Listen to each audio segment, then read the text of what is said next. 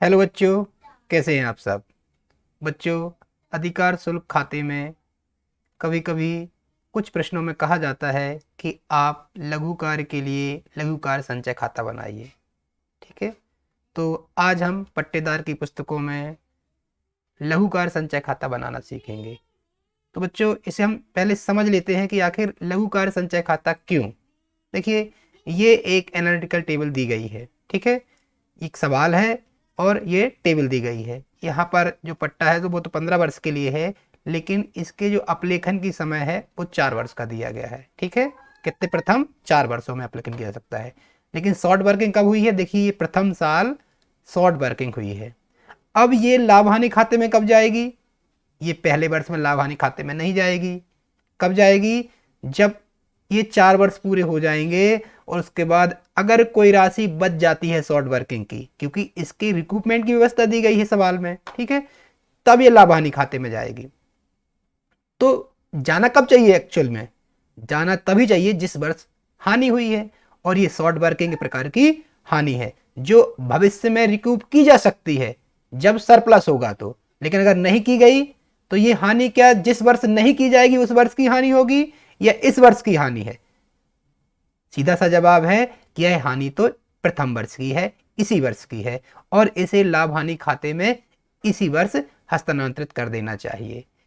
इसीलिए बच्चों, इसीलिए कुछ विद्वान या कुछ लेखा पुस्तकों में या कुछ कंपनियां अपनी लेखा पुस्तकों में लघु कार्य संचय खाता बनाती हैं, और जिस वर्ष लघु कार्य हुआ है उसी वर्ष इसे लाभ हानि खाते में हस्तांतरित कर देती हैं। ठीक है, तो इसका यही फायदा है कि जिस वर्ष लघु कार्य हुआ है उसे संबंधित वर्ष के लाभ हानि खाते में हस्तांतरित लघु कार्य संचय खाते के माध्यम से कर दिया जाता है।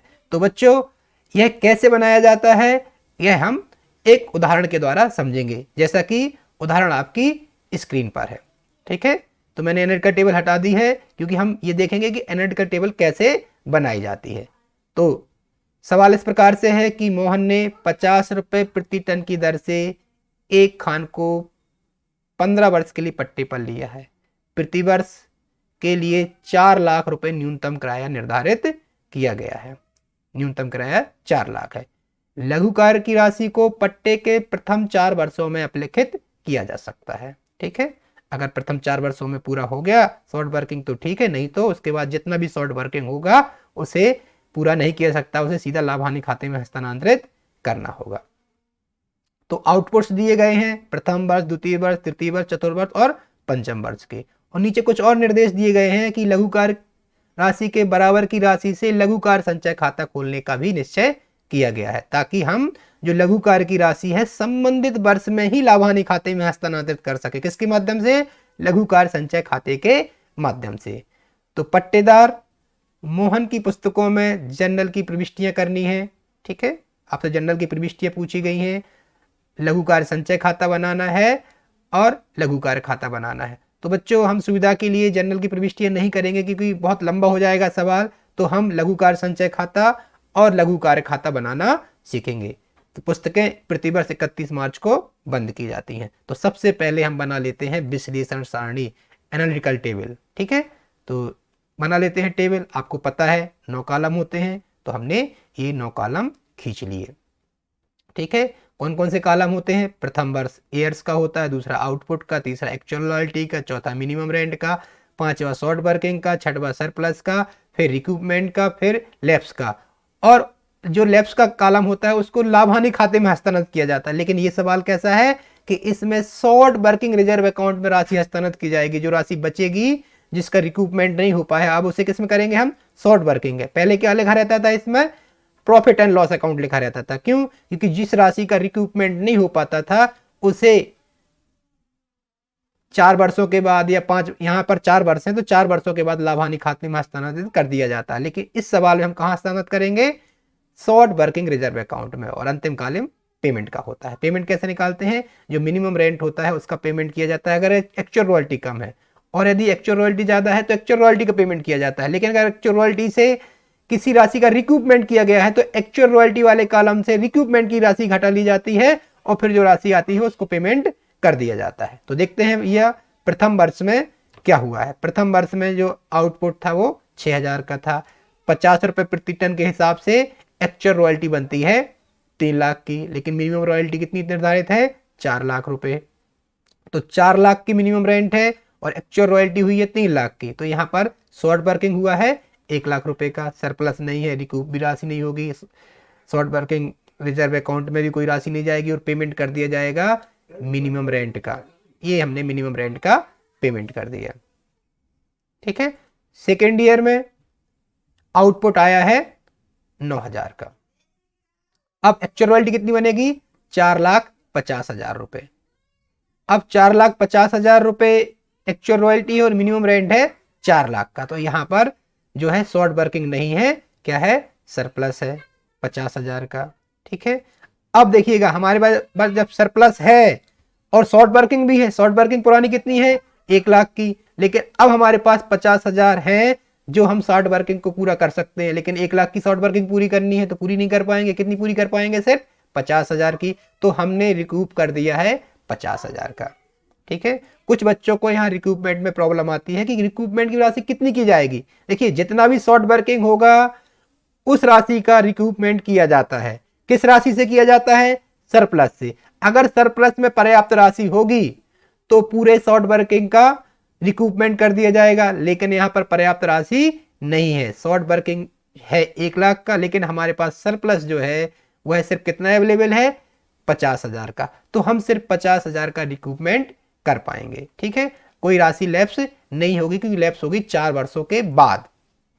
और पेमेंट कर दिया जाएगा कितने का, देखिएगा यहां पर एक्चुअल रॉयल्टी 4,50,000 की है, तो 4,50,000 का पेमेंट किया जाना चाहिए। लेकिन हमने इस 4,50,000 में से 4,50,000 में से 50,000 का क्या कर दिया है, रिकूपमेंट कर दिया है। तो अंतर की राशि कितनी पेमेंट कर देंगे हम, 4 लाख का पेमेंट कर देंगे।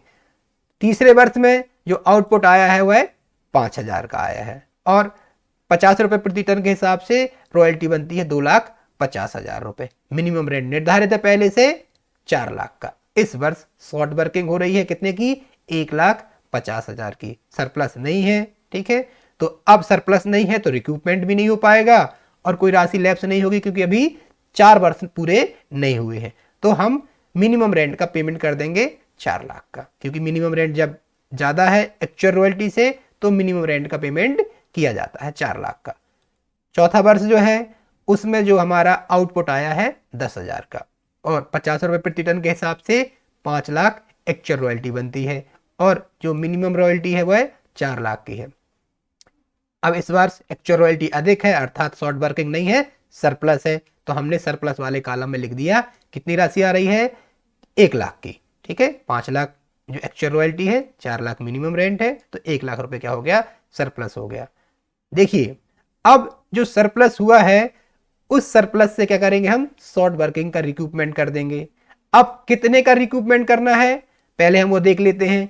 यहां पर 1 लाख का शॉर्ट वर्किंग था, जिसमें से हमने कितने का रिकूप कर दिया था, 50 का। तो 50,000 यहां पर बचे हुए हैं और 1,50,000 ये हो गए। तो कुल कितनी राशि शॉर्ट वर्किंग की अभी शेष है जिसका रिकूपमेंट होना है, वह है 2 लाख।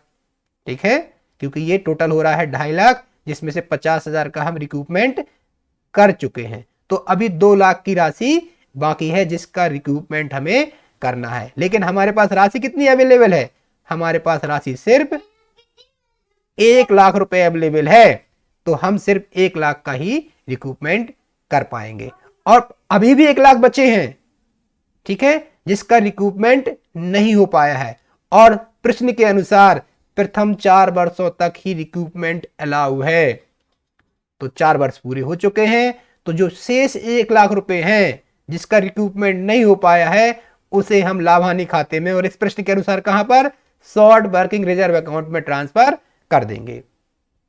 ठीक है, तो हमने ये 1 लाख रुपए क्या कर दिए हैं, शॉर्ट वर्किंग रिजर्व अकाउंट में ट्रांसफर कर दिए हैं। अब देखिएगा कितने पेमेंट किया जाएगा, यहां 5 लाख की एक्चुअल रॉयल्टी बनी थी, 5 लाख में से 1 लाख रुपए रिकूपमेंट कर दिए गए हैं, ये 1 लाख रुपए। ठीक है, तो 4 लाख का पेमेंट कर दिया जाएगा। ठीक है, तो ये चौथे वर्ष का भी हमने टेबल बना लिया है। अब बात करते हैं 5वें वर्ष की। 5वें वर्ष जो आउटपुट आया है वह 8,000 का है और एक्चुअल रॉयल्टी बनेगी 4 लाख की और मिनिमम रेंट भी 4 लाख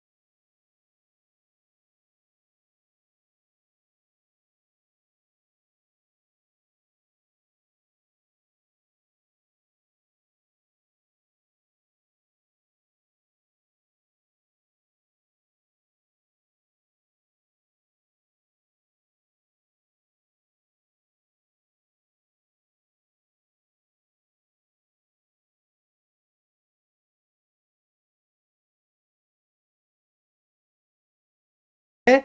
सेकेंड ईयर में कोई भी शॉर्ट वर्किंग नहीं है। क्या है यहाँ पर? सरप्लस है 50,000 का, अर्थात इस 1 लाख रुपए की राशि में से 50,000 सरप्लस के आ गए हैं, जिसका हमने क्या कर दिया है? रिकूपमेंट कर दिया है। तो इसका लेख हम कहां कर देंगे? क्रेडिट पक्ष में कर देते हैं बाय लेसर। ठीक है, 50,000 का रिकूपमेंट हो गया। तो अब हम दोनों पक्षों का योग लगाकर शेष निकाल देंगे। तो बच्चों दोनों पक्षों का योग लगा देंगे, ठीक है, शेष निकाल देंगे। तो योग लगा देते हैं और योग आ जाता है 1 लाख रुपए। ये जो शेष आया है 50,000 का, इस 50,000 के शेष को हम थर्ड ईयर ट्रांसफर कर देंगे टू बैलेंस बीडी 50,000 रुपए। और तीसरे वर्ष में देखिएगा फिर से शॉर्ट वर्किंग हुआ 1,50,000 का। तो शॉर्ट वर्किंग जब होता है तो उसको डेबिट में लिखा जाता है। क्या लिखा जाएगा? टू लेसर 1,50,000 रुपए। और फिर दोनों पक्षों का योग लगाकर शेष निकाल देंगे। ठीक है, शेष आ जाता है 2 लाख और ये शेष चौथे वर्ष हस्तांतरित कर दिया जाएगा। क्या लिख दिया जाएगा? To balance BD. कितना? 2 लाख रुपए। अब चौथे वर्ष में क्या हुआ है? 1 लाख रुपए का सरप्लस हुआ है और इस 1 लाख से 1 लाख का रिकूपमेंट कर दिया गया है। तो रिकूपमेंट की एंट्री कहां की जाती है? क्रेडिट में। चौथे वर्ष में लिख देंगे हम बाय लेसर्स अकाउंट 1 लाख रुपए। अब देखिए यहां पर 2 लाख थे, 1 लाख का तो रिकूपमेंट हो गया, 1 लाख अभी राशि बची हुई है जिसका रिकूपमेंट नहीं हो पाया है। और प्रश्न के अनुसार प्रथम 4 वर्षों तक ही रिकूपमेंट अलाउ है। तो बची हुए 1 लाख रुपए क्या कर दिए जाएंगे? लैप्स हो जाएंगे और जो राशि लैप्स हो जाती है वो लाभानी खाते में हस्तांतरित कर दी जाती है। लेकिन इस प्रश्न में कहा गया है कि आपको शॉर्ट वर्किंग रिजर्व अकाउंट बनाना है। तो अब ये जो राशि 1 लाख रुपए की है ये लाभानी खाते में जाकर कहां जाएगी? शॉर्ट वर्किंग रिजर्व अकाउंट में जाएगी। तो अंतर की राशि लिख देंगे कहां पर? क्रेडिट पक्ष में by short working reserve account. कितना? 1 लाख रुपया। ठीक है, दोनों पक्षों का योग 2 लाख हो जाता है। इस प्रकार से हमारा शॉर्ट वर्किंग अकाउंट बनके तैयार हो जाता है। अब बनाना है हमको शॉर्ट वर्किंग रिजर्व अकाउंट। ठीक है, शॉर्ट वर्किंग रिजर्व अकाउंट बना रहे हैं हम। ठीक है, तो ध्यान रखिएगा ये जो हमारा शॉर्ट वर्किंग अकाउंट बना है इसी राशि को हमने शॉर्ट वर्किंग रिजर्व अकाउंट बना रहे हैं इसी राशि से। ठीक है, कैसे बना रहे हैं कि जिस वर्ष शॉर्ट वर्किंग होगा, जितना भी शॉर्ट वर्किंग होगा उतनी राशि लाभ हानि खाते में शॉर्ट वर्किंग रिजर्व के नाम से लिख दी जाएगी। तो क्या होगा? यहां पर पहली एंट्री हम कहां करते थे? डेबिट में करते थे। जब शॉर्ट वर्किंग रिजर्व अकाउंट बनेगा तो पहली एंट्री कहां होगी? क्रेडिट में होगी। यहां पर लेसर के नाम से करते थे, वहां पर हम किसके नाम से कर देंगे? By profit and loss account के नाम से। तो बना लेते हैं शॉर्ट वर्किंग रिजर्व अकाउंट। ठीक है, तो एंट्री शुरू कर देते हैं। फर्स्ट ईयर में लिखा जाएगा क्रेडिट पक्ष में by profit and loss account 1 lakh. जितने का भी शॉर्ट वर्किंग होगा उसे शॉर्ट वर्किंग रिजर्व अकाउंट बना लेंगे। और राशि कहां से लेंगे? हम निकालेंगे लाभ हानि खाते से। कहां से निकालेंगे? लाभ हानि खाते से। तो 1 लाख रुपए हमने कहां लिख दिए हैं? ये क्रेडिट पक्ष में लिख दिए हैं। अब दोनों पक्षों का योग लगा देंगे और शेष निकाल देंगे। शेष निकाल इंडिया में ट्रांसफर। अब